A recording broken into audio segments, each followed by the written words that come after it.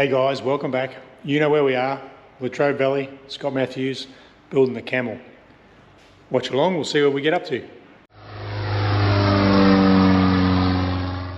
I had a question on the magneto switches, where I got them from. I was a guy in the airfield gave me these. There's a reference number on there. It's got a crown, M50551. They may be just household items. They're ceramic. They're not plastic, they're ceramic. And it says Australia on there. That's the best I can do. But they might just be old-fashioned house ones. Reference number A crown M5D, that is, /551. So Google that. And further to that, there's a card in there. Air Ministry single pole magneto switch, 5D155. Right. Watch me get this wrong. Red and black. Oh, it takes a bit of time. I'm just knocking up a heat sink for my ignition module. Just out of scraps. I don't know how I'll mount it yet. Longer screws. Although they're 8 32nd screws to go through the module. Should dissipate some heat. Just upsize those, clean it all up, give it a sand. Good. Okay, taking a break from the swarf. I got the coil mounted, connected, like temporary, the ignition module with my heat shrink, if you like. It is off the firewall, about 1/8 of an inch, just for more air around it. That's what I've come up with. Same on this side, everything's just loose. I've learnt my lesson. If you go fixing things up, you need to add more, take more, or reroute things, whatever. This will get heat shrink eventually, the little servo lead connection. You know, get nice heat shrink. But chances are, I might decide it needs to go over or under or around. So just leave everything slack until basically it's ready to go. Now I'm just working on, now this is not instructional at all. Going with what I've got, starting with some little cables, obviously a positive cable from my solenoid to my battery.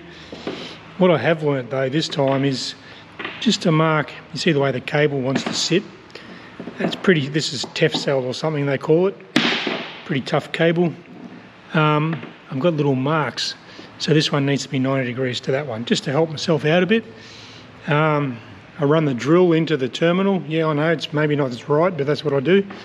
And then I just belt sand this down a bit, and it gets tap it on with the knockometer, then crimp it down. Works for me so far. Right, next step in the avionics, I build the dash. So I've got the Maggie's on, just make a home for each item as I go. Everything's nice and square. I face that just with 3mm ply. I was going to do a laminate.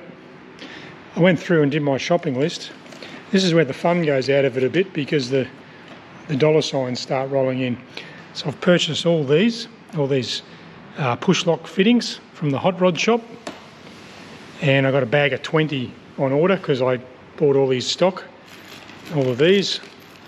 I've decided to do it the expensive way, and that is on the firewall. I'll have a bulkhead fitting, which means, so I've got 5 vents or lines back to the tank. So that means I'm going to induce another 15 fittings, but it makes it easier for maintenance. So I can plumb the tank to the bulkhead fitting, just there, and then from the bulkhead fitting to the engine. I've got most of this is just the oil system. So everything from little butt plugs. You get the bulkhead fitting, but then you have to, kabang, you have to buy the nut. 90 degree ones. I think they're worth it because, well, they're twice the price as the little straight guys here, but I think they'll be worth it in certain situations. So I'll get onto that slowly. I'm trying not to get too distracted, and I'll keep pushing along on my wiring diagram here. So I basically need to house everything. I'll get that on here, stain it, 2 coats of clear, whack it back in.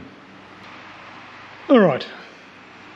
First problem I have is my dash is pretty thick. So you think I'll just screw a toggle switch on. So I need to make up some plates. I made more than I need. I'll spray those black so the toggle switch can come right to the front and just a nice little plate. I found a washer that'll fit my primer button. I could even put the toggle switches fit through these big penny washers, but it sort of makes the dash looks like it's got smallpox. So we'll stick with that. Just watching the news as Queensland gets a bit of wind and rain. I'm pretty sure it'll be a non-event. Time will tell. Usually does. Hits the land and it's just a storm. So, right, we'll see how this goes here. Alright guys, it's happening again. I'm getting that overwhelming feeling. The electrical. The problem I have with the electrical is there is just so much going on all at once. Yeah, you work on a wheel, you're just working on the one wheel. With the electrical, you can't do this because you're waiting for that, and you can't do that. So I've got my positive, it's not connected, but it's there if I need it. I've got my fuse box. I've got an 80 amp fuse in there. I'm just following the wiring diagram to a T. However, that's from J-Car, a local electronics shop. And then I looked at the reviews and they've melted down and burnt caravans down. So I've got a better one coming from a reputable place. My my master solenoid is in. I'll put in my start positive lead to the starter motor, big hefty dude. That's all in and nice and solid and protected through the firewall. Yes, I know gas gets through the firewall. A few people have mentioned the firewall. It's not stainless, I don't think. I think it's just aluminium that's supplied with the kit. We'll worry about a fire if it happens. So I need to run an earth strap. So I've got my earth sitting here. I'm going to put a bolt through the firewall and then a bolt to the cable to the engine. I'll need to do the alternator wiring. Now I fell into a trap there. The more people I talk to, the more ideas I get, and it gets it's only 3 wires, it could even be 2 wires. It gets very confusing. Yeah, just I don't like having incomplete jobs, but you sort of have to with the wiring because you got to work out where things are going. This alternator cable needs to get to, now according to the wiring diagram, needs to go to the main bus. Right there. And then I thought, oh, well, it means it could go there, it could go there, it could go there, and potentially go on the starter motor. You talk to car guys, you could put it on the starter motor, the cold side of the starter motor solenoid. Listen to me go. However, this is where I get confused. The whole idea is to charge the battery, but looking at the diagram, and I found a description in the book, I need the 80 amp protection from the alternator, I guess, to the battery. So the charge would go through there, through the solenoid, which is made continuous, and then charge the battery. Do I run I don't know, feel free to comment. The alternator lamp. It says here 3 watt. Is that critical to the alternator? Or is that just the brightness? Well, I know it's the brightness, but is the wattage, important? Do I need to run a lamp? Someone's mentioned that you can run, or on a video from Rotec, you can run, I think they call that the ignition lead, under the stud, to sort of cheat and save a bit of wiring. So I get confused. So I went down and bought I've got a light here somewhere. So that's a 3-watt lamp that the only one I could sort of get hold of. And it looks like Grandma's old phone, to be honest. And then to mount that in the dash, to be able to change the globe, I'm not 100% sure how I'd do that. So my other option is that you get these really cool hot rod sort of ones with the 2 tabs on the back ready to accept the spade bit. Red light, but I'm not sure of the wattage or anything. Does it matter? I'm not sure. It's just any old 12-volt globe, which I think will work. I'll give it a try. But having said that, I may have to fit the voltmeter as well as a light. I'd like to just put that in. I need to complete the dashboard so these wires have got somewhere to go. The gauges sort of mount funny, if that makes sense. Alright, so while I'm a bit frustrated, not frustrated, just overwhelmed, let's get back to some good old Blackhander stuff. If John Tonks is watching, do some Blackhander stuff, mate. So I'm going to just Adele clamp and use these studs off the fuel tank. That's the other thing I need to do actually. Before I get too far ahead, I need to leak check the fuel tank.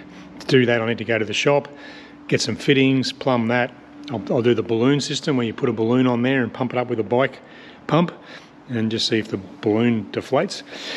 But yeah, I'm just going to run a tube across.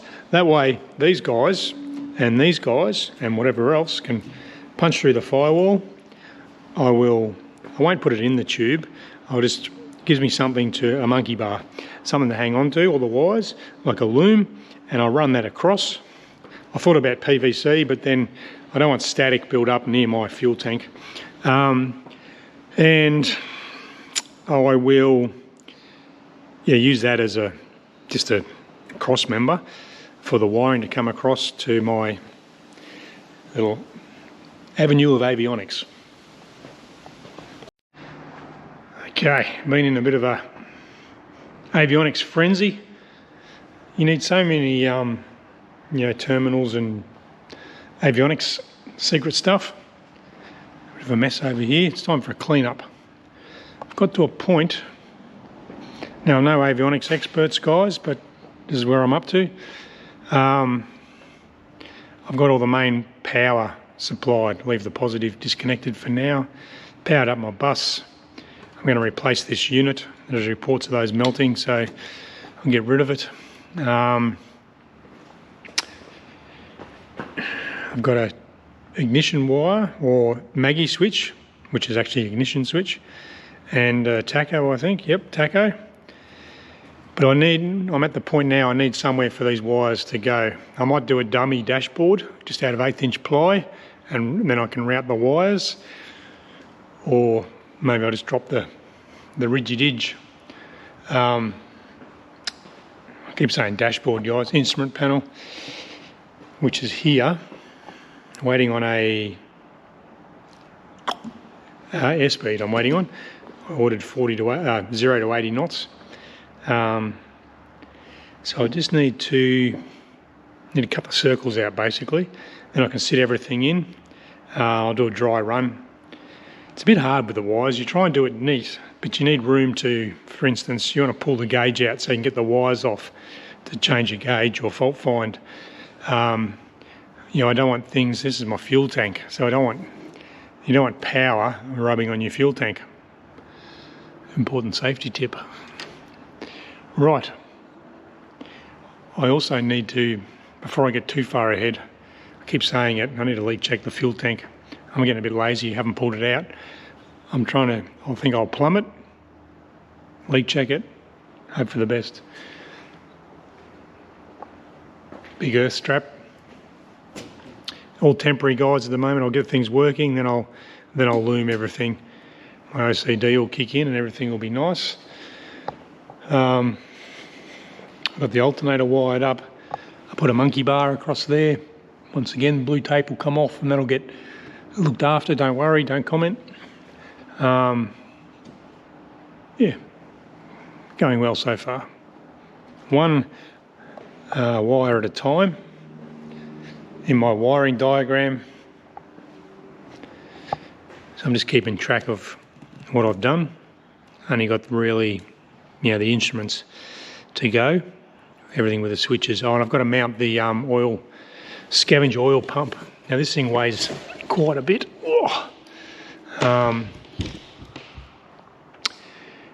Yeah, which is good. I need the weight up front.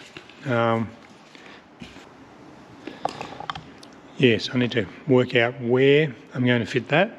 It looks fairly sparse, I guess, on the firewall. I probably should do the throttles, the TBI and the throttle cables, because they will dictate where they need to go. And then the oil lines can, which there are quite a few. There's at least 2, 4, 9, at least 9 I can think of, or 10 with the engine. 10 oil lines is going to fill this up pretty quick. Why do I need so many? Most of them are return lines back to the top of the tank. Why is there not just one manifold? I'm not too sure. Maybe it needs all that ventilation. So another day, another new tool. Look at that circle. I've just used this, it's like a drill compass. Adjustable hole cutter, it's called. I borrowed that off a gentleman here. I may have to go around again. Got a clamp to the bench, and it's specific for this. All these gauges, believe it or not, are slightly different.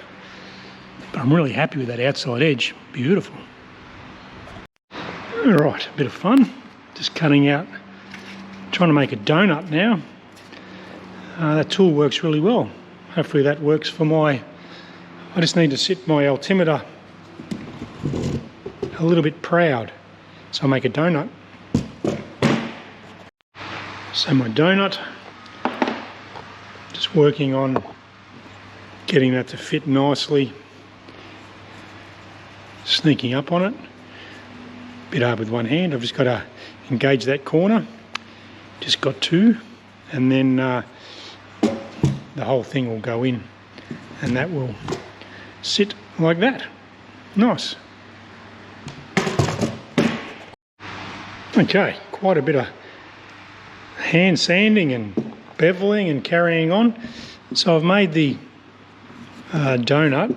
Be careful of my instrument, fellas. Made the donut. This is, interestingly, it's actually got 3 bevels or 3 changes of 3 lips on it. So this diameter, there's another one there, and right in close. So I just beveled the edge. The guys with a laser cutter and everything would have cut that out pretty quick, but I wanted it to be able to just basically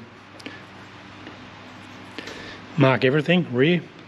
If you don't mark everything, you just waste your time half the time because you put things back in the wrong spot.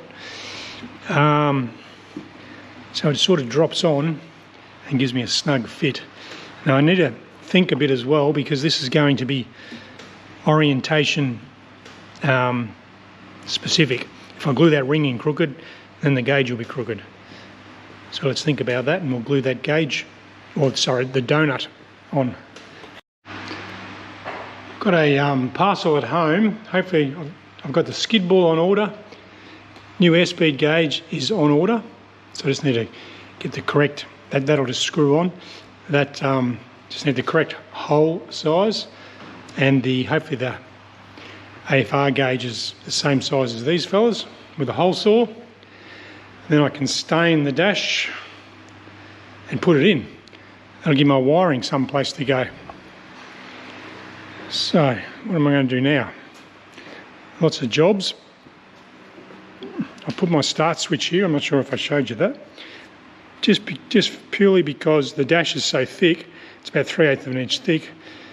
I had to make another plate, and then I would have had to make a hole for all of that to fit into. So I've put it here out of the way. It's near the throttles, near the magnetos. Push the button. and be pretty easy. This one's switched to power, to positive. So I might put the throttle quadrant on. Throttle body's on. All in safe, everything's pretty. It looks pretty when it's correct. A couple of threads showing. There's plenty of friction there. Probably too much, but I can back that off. Feels nice and sturdy. Haven't looked at the other side yet. Should be relatively straight. Lean and rich are going the right way. Full rich, full throttle, idle, full lean. Might make it a twin. Bit stiff, but that'll come when I'll fix it up when I rig. So, pretty cool. I need to drill a few more holes in my firewall for wires. They're waiting for the dash so I can term it. I don't like to have too many wires just hanging, doing nothing. I like to finish the job. Like here, it's finished. Everything's got to a certain point. I could power up my starter switch, I guess, to power, and back to the starter solenoid. It might sneak through there. Maybe. I'll have a look at that. All right, first signs of life. I just temporarily jigged it up, pressed the start button, and the solenoid threw out on the starter motor. Awesome. What I have learnt is don't leave the, in the past, don't leave those exhaust stubs on too long. But looking good.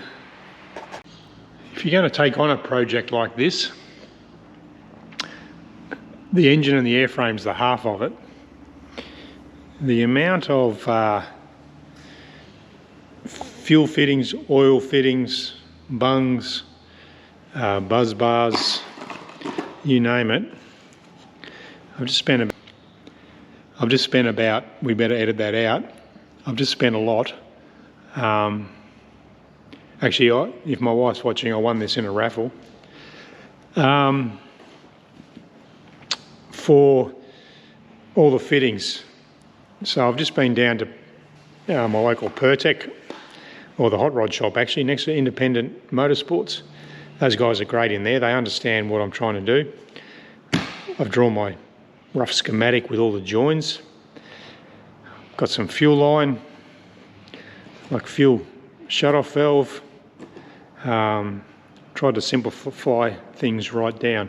I did talk to them about the aircraft has like a sight gauge coming out of the tank, a clear tube if you like, for your fuel gauge, which is those two there. Why they're at centre stage, I'm not too sure. Should be in the side.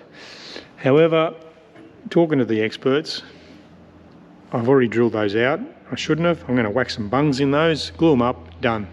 I might do the Piper Cub, sort of put a cork on a wire and just have an indication. I'll dip the tanks all the time and then go for a fly, but it's nice just to have a visual of, yes, there's still fuel in it.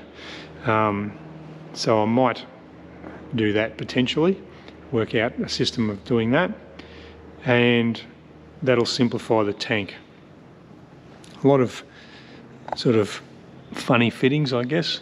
Quarter MPT, and trying to find a quarter MPT 90, and even on the carby I think I've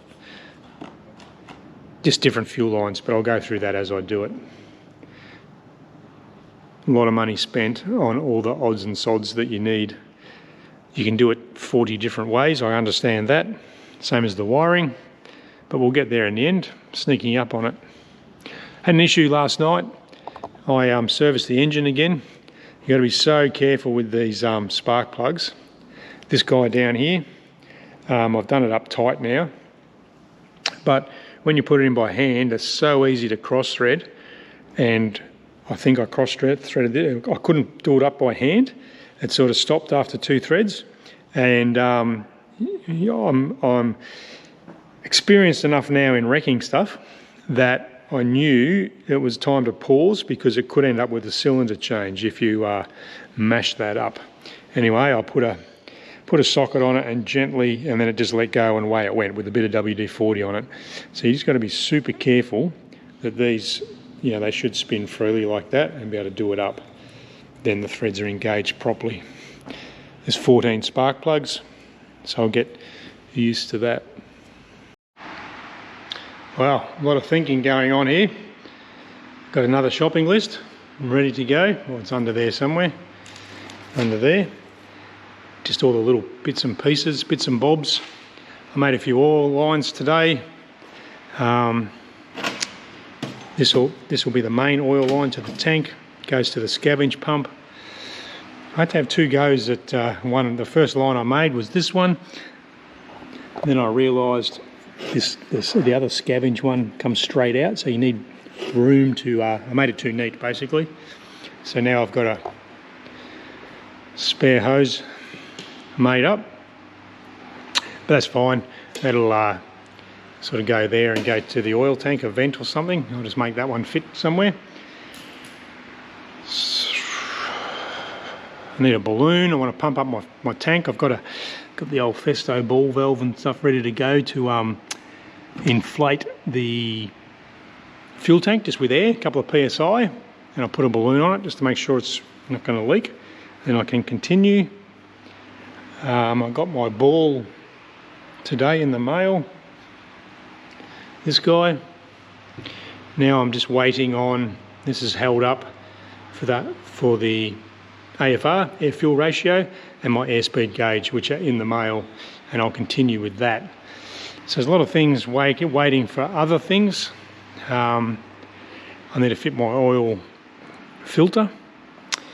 I need the dash, so then I can wire from here up. You just have to bear with me, guys. This will all get a tidy up. The reason I'm now off on a tangent making oil lines is because the TBI, if you can see my hand, goes in here. And I wanted to get these oil lines in and fitted and at least made. Now I'm basically going to stop and fit the TBI and run the throttle cables. So the throttle cable and the mixture cable basically take precedence because they haven't got much fudge factor.